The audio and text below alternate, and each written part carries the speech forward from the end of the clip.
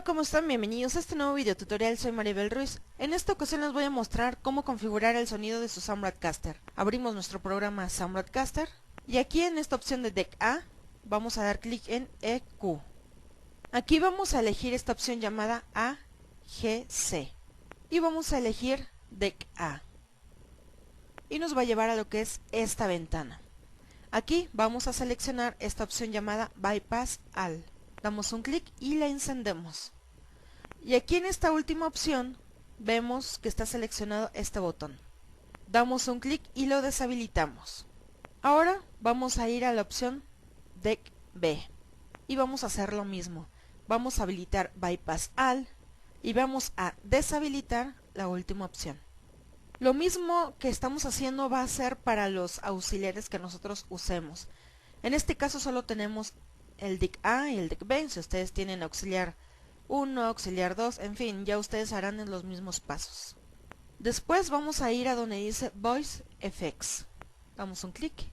Y aquí lo que vamos a hacer es quitar el Bypass All y habilitar la última opción. Vamos a dar clic en OK. Vamos aquí arriba en esta parte y damos clic a donde dice Config. De aquí vamos a elegir esta opción llamada Cross Fading. Aquí vamos a quitar estas dos opciones que están seleccionadas y damos clic en OK. Hay otra configuración que les quiero enseñar. Nosotros cuando estamos hablando por micrófono y transmitiendo en vivo se escucha nuestro propio eco aquí en el programa. Vamos a quitar ese eco yendo a Voice Effects. El micrófono debe de estar apagado. Damos clic en Config y aquí elegimos esta última opción.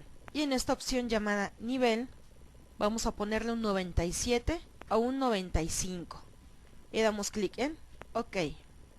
Y si tu micrófono se escucha muy bajo, solamente vamos aquí a Voice Effects en la opción de EQ.